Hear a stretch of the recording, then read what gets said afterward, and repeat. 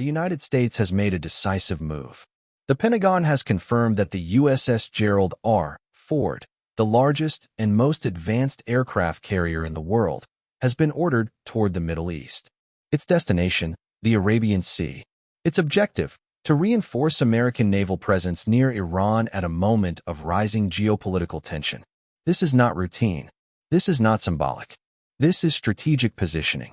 Because this deployment comes as diplomatic negotiations over Iran's nuclear program have stalled, public warnings have intensified, and military postures on both sides are becoming more visible. So the question becomes unavoidable. Is this deterrence or preparation? The timing matters. Indirect negotiations over Iran's nuclear activities have struggled to produce breakthroughs. Washington has demanded limits on uranium enrichment and missile development. Tehran insists its program remains sovereign and defensive. Public rhetoric has sharpened. Warnings have been issued. Statements have been countered. Meanwhile, regional tensions continue to simmer. The Strait of Hormuz, the narrow maritime gateway between the Persian Gulf and open ocean, remains one of the most critical choke points in the global economy. Nearly one-fifth of the world's oil shipments pass through this corridor.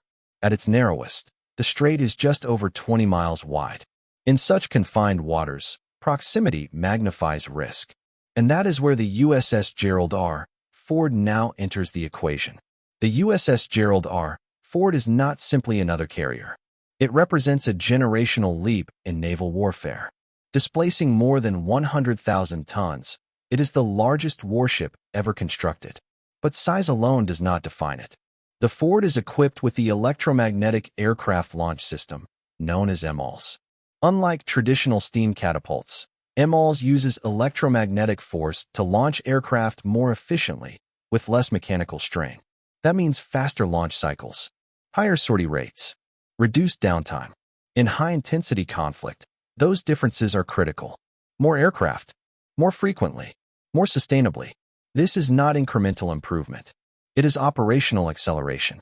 On board, the Ford carries a powerful carrier air wing, F/A, 18 Super Hornets capable of precision strike missions, EA, 18 Growlers for electronic warfare, designed to jam enemy radar and disrupt communications, 2D Advanced Hawkeye aircraft providing airborne early warning and battle coordination, MH, 60 helicopters for anti-submarine and maritime security missions, and depending on mission configuration, F-35 stealth fighters. Imagine the flight deck at night. Engines roaring, red deck lights reflecting off steel, electromagnetic catapults humming beneath the surface, jets launching in rapid succession into contested airspace. Each launch expands options. Each recovery cycle maintains tempo. The Ford is not merely present. It is prepared. A carrier never sails alone. The Ford is accompanied by guided missile destroyers, potentially a cruiser, a fast combat support ship, and almost certainly a nuclear-powered attack submarine operating unseen beneath the waves. Arleigh Burke-class destroyers form the outer shield. Equipped with the Aegis combat system, they can detect and intercept aircraft and missiles hundreds of miles away. Their vertical launch systems carry SM-2 and SM-6 air defense missiles, Tomahawk cruise missiles capable of striking land targets at long range, anti-submarine rockets. Beneath the surface, an attack submarine patrols silently. Its mission, detect threats before they surface. Its presence rarely acknowledged. Its role absolutely critical.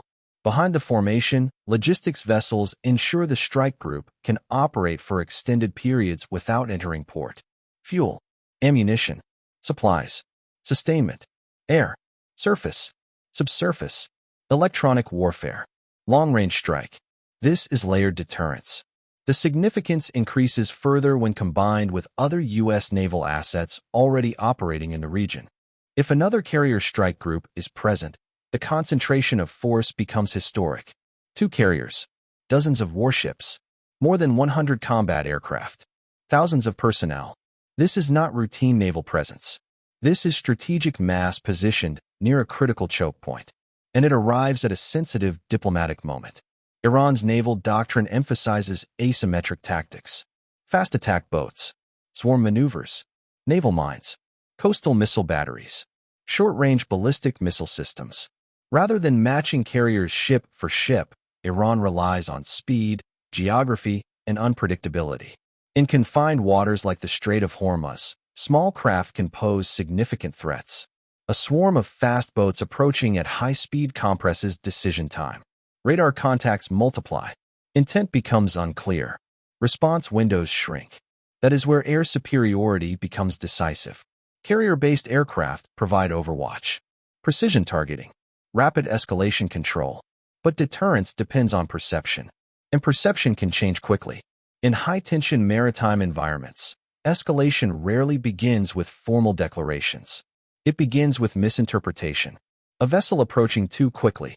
A radar lock perceived as hostile. A warning shot misunderstood. In the past, encounters between U.S. naval forces and Iranian Revolutionary Guard vessels have included aggressive maneuvering and close-range operations. Jets landing at night on moving decks while patrol boats maneuver nearby. Missile systems active but unfired. Weapons crews alert. Two forces operating in compressed geography. Both armed, both cautious, neither wanting to appear weak. The margin for error narrows.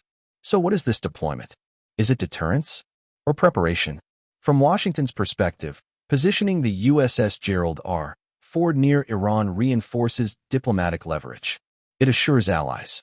It signals readiness. It communicates that escalation would carry consequences.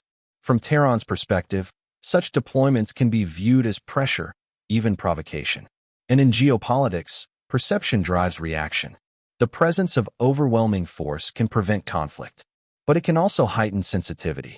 The Ford represents flexibility, graduated response, rapid strike capability if required, or silent leverage if diplomacy prevails. For now, the USS Gerald R. Ford continues eastward. Its escorts tightening formation. Its air wing prepared. Its systems tested. The Arabian Sea grows strategically heavier.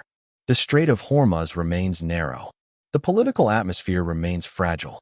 When major powers concentrate force near critical choke points, history reminds us that such moments can either stabilize tension or precede transformation. A single carrier, a single region, a narrow strait through which the world's energy flows. The question is not whether the Ford is capable. It unquestionably is. The question is whether its presence will prevent escalation or define it. And for now, the world watches.